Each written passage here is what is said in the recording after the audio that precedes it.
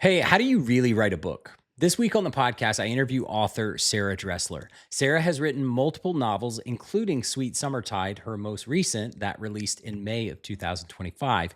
She's also written a nonfiction book called How to Really Write Your Book and Other Forms of Self Torture. I'm just getting into this one, but there's so much good stuff in here, especially if you're a new writer. I think you'll get a ton of value out of this book. So, listen into our conversation. This is part one of two of my interview with author Sarah Dressler. We're going to talk a lot about her process, her journey as a writer, lessons she's learned along the way, and some advice she's got for new and aspiring writers as well. So, again, this is part one of two. So, follow and subscribe to the show so that you catch part two next week.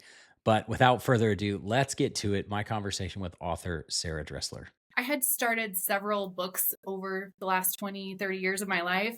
Never got past the first couple chapters, didn't know what to do next. So I would shelve it, put it away, and I kind of, after so long, thought I'll never get past the first two chapters. So yeah, I went for it after a friend kind of encouraged me to you write pretty well. You should keep going. So Okay, so tell me a little bit because one of the things I was going to ask was like, so what was that like kind of catalyst moment, or what was that thing that got you past the first couple chapters? It sounds like there was some encouragement involved. Talk me through a little bit if you can, right. like your mindset and your journey from getting to like, oh, I actually can do this, and now I'm doing it. So I had a friend that was a writer, and she suggested that we would do these 30-minute writing sprints, and we would have a little topic and we would just write for 30 minutes on these writing prompts. And after a couple months of doing these every week, I wrote this one 30-minute sprint that was awe-inspiring. I went to bed that night and I could not get these characters out of my head and the setting out of my head. And I thought this could be something really special. So yeah, she encouraged me. She's like, well, just write, just free write. Like, 'cause I didn't know anything about structure and story and anything like that. She's like, just write what is in your heart, write what is on your mind. And so I did. I wrote about 30,000 words and then I was completely stuck. But 30,000 words was 25,000 words more than I had gotten before. So I thought, okay, if I can write 30, I can write 60. If I can write 60, I can complete a whole book. So I got stuck at about 30,000 words, and she sat down with me one night in her kitchen and we dissected everything I had written up to that point and figured out where I should go next with the story. And I did, and I finished my first book. It took me about 2 years to finish that first draft of that first completed novel. But let me tell you, it was the best feeling. It gave me so much confidence that even if this is crap, I can do it again if I want to. Yeah.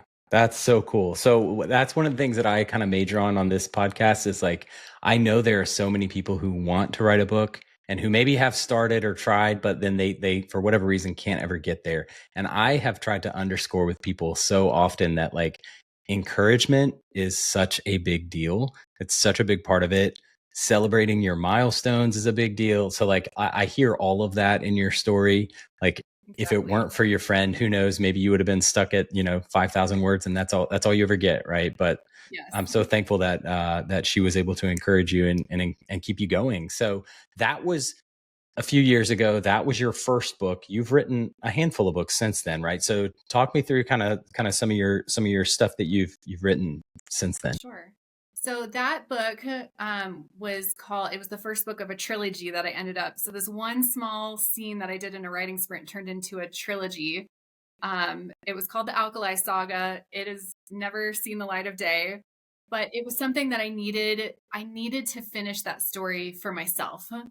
I threw everything at the wall. It was like throwing spaghetti at the wall, seeing what stuck, seeing what kind of writing style I liked.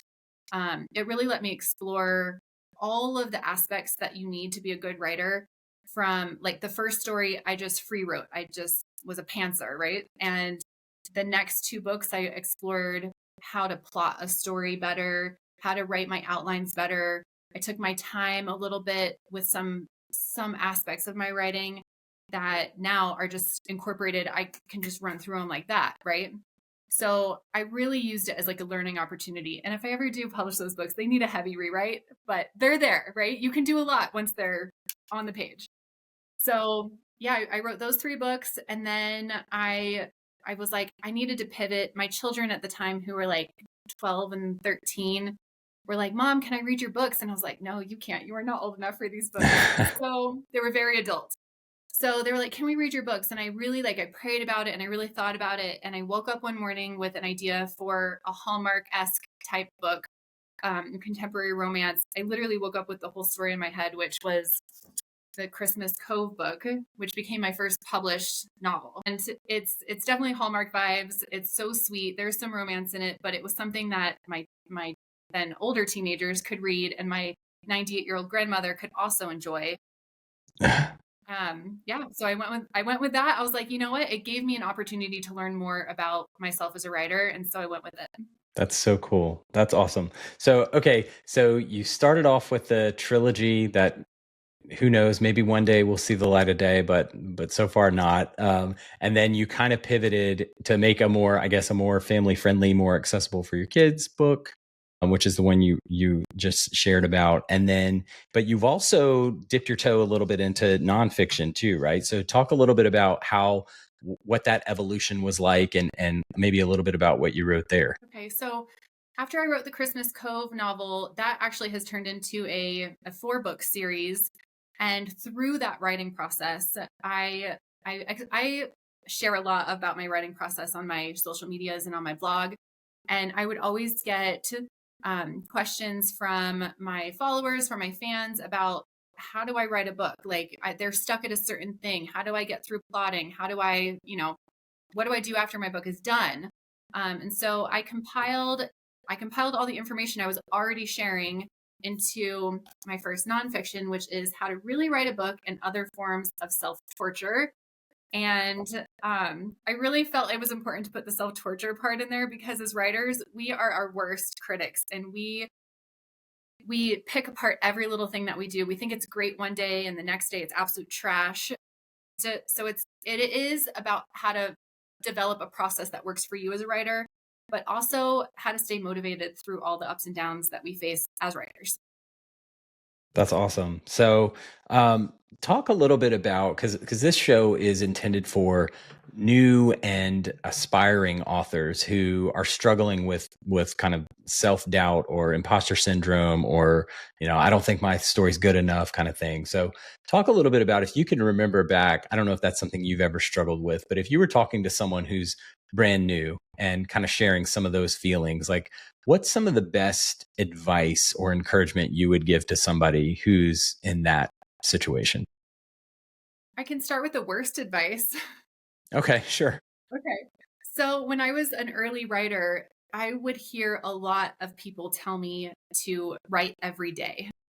Mm, And I could not keep up with the demands of that writing every day.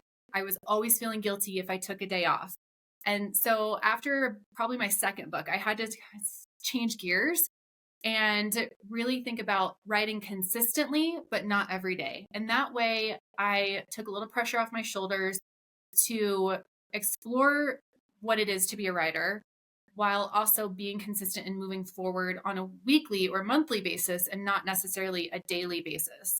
So that's the worst advice I ever got, was to write every day, which parlayed into probably the best advice that I can give, which is to fit writing into your schedule when you can, but be consistent. Like take ownership of the fact that you want to be a writer, and bring your family in to the fold, or your friends into the fold, and let them know what your goal is so that they can support you. If you need a day where you are on a writing streak, but you can't pick up your kids from school, call a friend who knows what you're doing and say, hey, you got the kids for a couple hours, I'm on a roll here. And having that support, having someone have your back in those moments, are really going to help you stay consistent.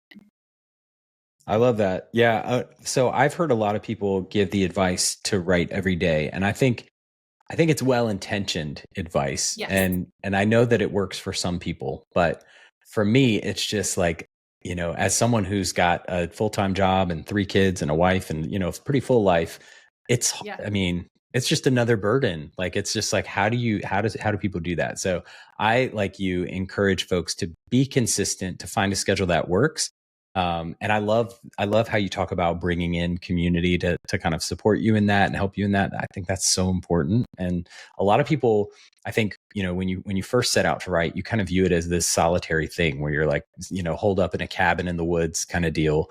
And parts of writing can be like that, but you're still doing it in the midst of regular life too. So it's awesome that you have a support network too. Exactly. So talk a little bit about your process, like as a writer. What is your, like, do you have any specific tools that you like to use, or are you like an early morning writer, a late writer? I guess you said you write mostly in the afternoon. But I guess talk a little bit about your process. Any things that you would like, if someone says, okay, I get it, I'm supposed to write consistently, but like how? Like what do I do? What do I use? Where do I go? Like that kind of stuff. Do you have any things that you would swear by that you found really helpful in your process? Sure. Yeah, of course I have. Yeah, after 8 books that I've completed. That's right. Yeah, I think the main thing that I've found that works for me, and I think every writer is different. So in the book that I wrote about this, I gave lots of different suggestions because I think it is important, especially when you're writing those first couple stories, to really try out different things. I found that even though I love free writing, I am 100% a plotter.